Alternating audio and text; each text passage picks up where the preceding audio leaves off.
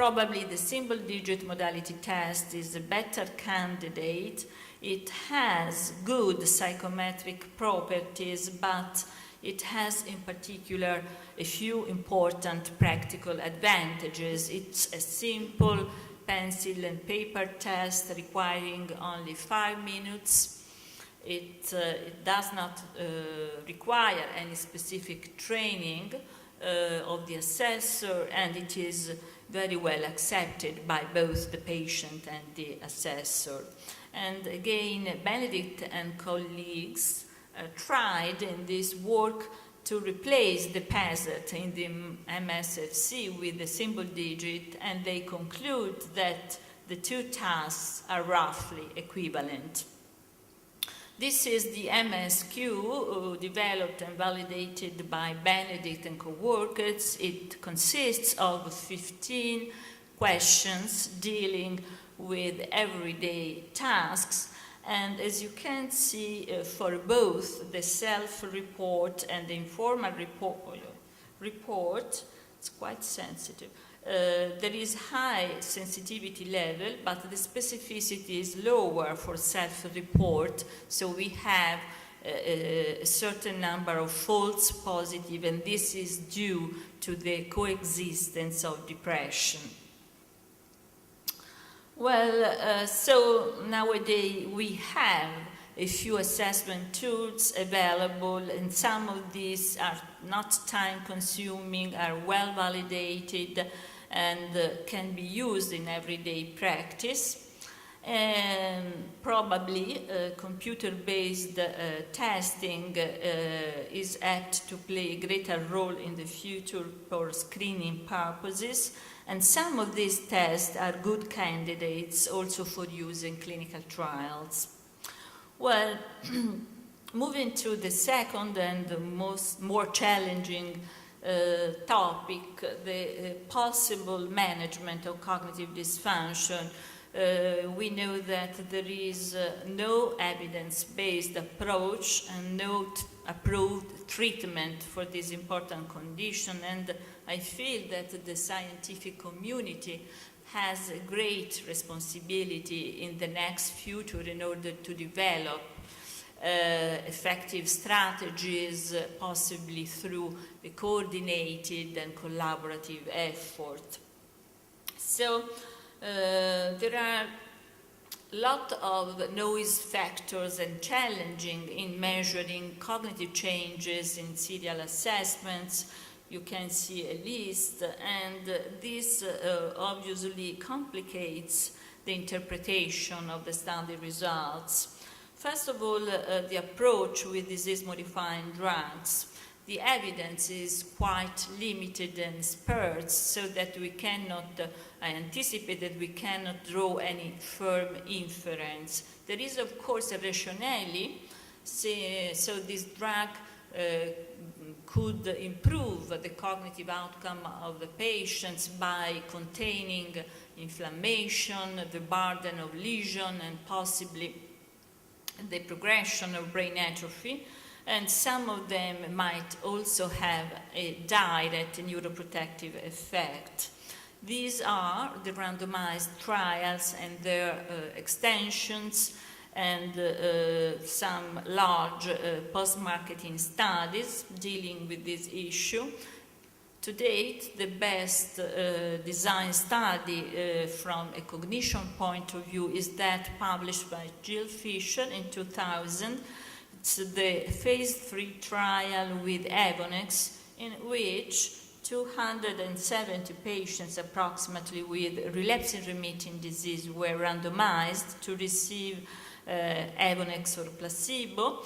The approach to cognitive assessment was based on a comprehensive and lengthy battery, and also on a focused battery. The follow-up was 2 years. After 2 years, after adjusting for baseline performance, there was a significant improvement in the Evonex group for set A that included measures of information processing speed and memory, only a trend for tasks addressing visual spatial abilities and executive functioning.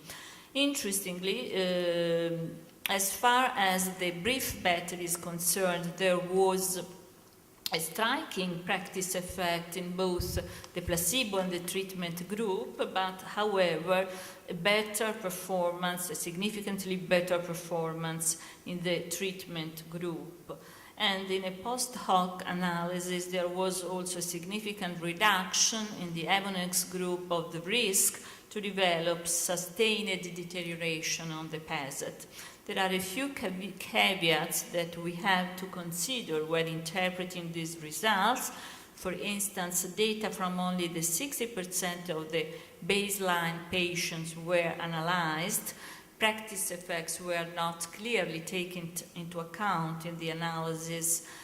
Some outcome measures were not predetermined but assessed in post-hoc analysis, and definitely the extensive battery is too cumbersome and lengthy, and it's difficult to extrapolate these findings to everyday life, to the general population of patients. This is a small randomized trial with betaferon, including only 30 relapsing remitting patients, randomized to high dosage, low dosage, or placebo. Another important limitation is that we do not have any information on baseline performance of the patient, since the first test was after 2 years of treatment, with a retest after another 2 years had elapsed. There was an advantage in a high dosage group dealing only with one single measure of delayed visual recall. Evidence with secondary progressive MS and interferon treatment is even more limited. No results with the PASET in this impact trial, including North American and European patients. Some positive results in this open label observation published by Don Landon, in which approximately 200 patients, secondary progressive patients, were assessed with the Reus battery, and patients treated with betaferon showed some some advantages from treatment in a 36-month follow-up. The only trial dealing with the model of clinically isolated syndromes and addressing at least partially cognition is the BENEFIT trial that compared patients treated as soon as they had the first attack with betaferon with a delayed treatment group. And as you know, there is an improvement in the PASET performance that is the only cognitive measure in both the treatment group. The improvement is, however, prominent and significantly more evident in the early treatment group, and the difference is significant in the extension study after 5 years. But again, there are a series of limitations.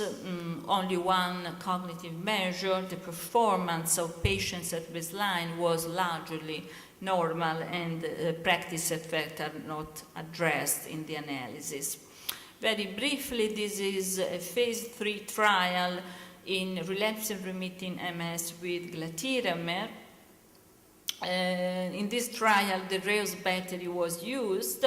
Again, the performance of the patients was normal at baseline. All the patients tended to improve over the 2 years of follow-up, and there was, by the end of the study, no significant difference between patients assigned to glatiramer or placebo. There has been also a long-term follow-up of this study, an open-label extension after 10 years, in which only 40% approximately of the patients were reassessed on the Reus battery, and the results were negative, no difference between